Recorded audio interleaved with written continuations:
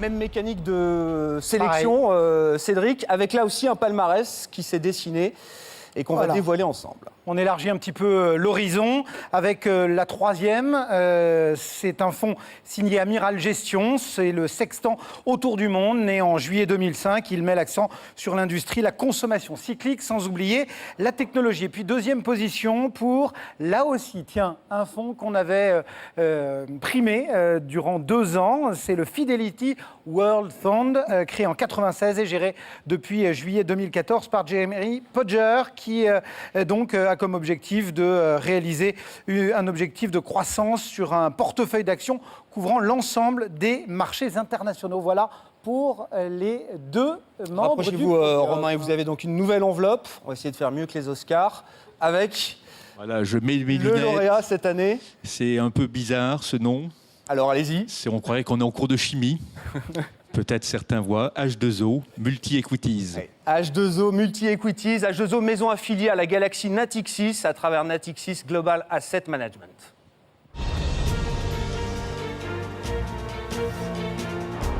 Bonjour, je suis Gonzague Le Goff, le gérant du fonds H2O Multi-Equity. C'est un fonds action international. Son moteur de performance, ça va être d'aller isoler les opportunités d'investissement au milieu du bruit de court terme. Ces variations de prix injustifiées qui donnent une opportunité. Ces opportunités, on va les attraper sur les actions de toutes les zones géographiques, zone Amérique, zone Europe, zone Asie, mais aussi sur les devises pour obtenir de la diversification, c'est-à-dire une trajectoire de performance plus lisse. On travaille tous sur certains sujets. Moi, par exemple, je suis plus spécialiste des actions, mais on se retrouve tous autour d'un but commun. Et ce but commun, c'est on fait de la gestion active, et c'est-à-dire qu'on cherche à créer de la performance avec une volatilité la plus faible possible. Ce qui me plaît plus dans ce travail, c'est de prendre des décisions, et que ces décisions arrivent ensuite à réaliser de la vraie performance. Mais ce qui est aussi plaisant et qui est utile, c'est de garder un cadre contrôlé et faire la différence entre ce bruit de court terme et ces opportunités de long terme. H2O Multi-Equities remporte donc ce prix de la performance action internationale. Et pour venir récupérer ce trophée, je demande à Mehdi Rachedi de me rejoindre sur scène.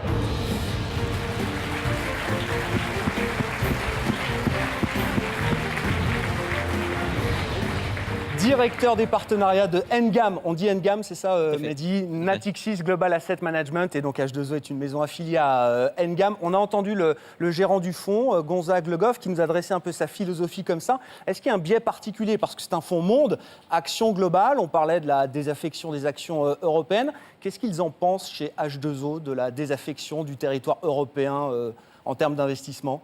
Alors déjà, merci à BFM pour ce prix et Gonzague vous remercie tout particulièrement. Effectivement, déjà, H2O, c'est une gestion très particulière parce que c'est une gestion de conviction. L'objectif, c'est très clairement de battre les indices de référence et donc de ne pas finalement combattre cette gestion passive qui aujourd'hui se taille la part du lion sur la catégorie Action Monde. Et donc, c'est une gestion qui a très peu de contraintes, une gestion en valeur relative et en arbitrage. Donc on fait très peu finalement de directionnel et on va essayer, notre terrain de jeu est très large puisque c'est l'univers international, aussi bien les pays développés que les pays émergents. Et on va ajouter à cela une touche qui est la touche devise, qui est finalement l'expertise historique des équipes de Bruno Krast. Alors effectivement sur ce désamour des actions européennes, alors, on dit souvent que la performance se fait rarement dans le consensus.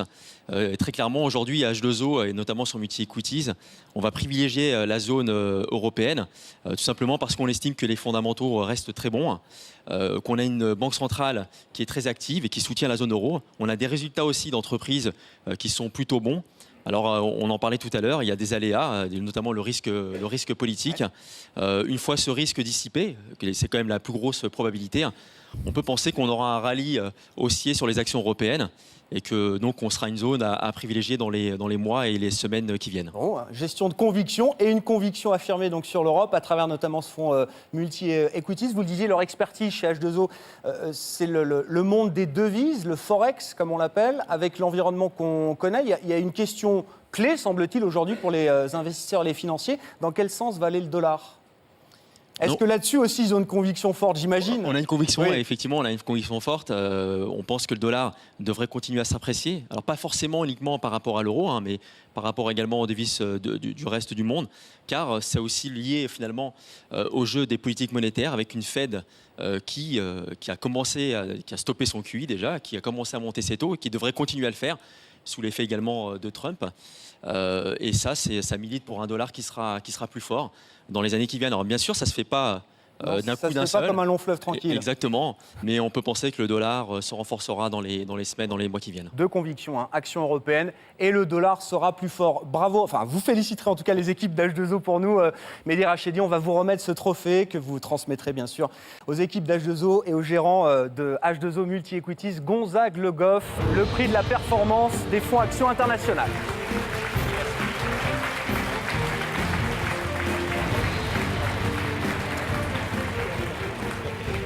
Félicitations messieurs, merci beaucoup. Mehdi, Romain, merci beaucoup. On va tout de suite poursuivre cette cérémonie. Une cérémonie sans prix spécial ne serait pas une véritable cérémonie.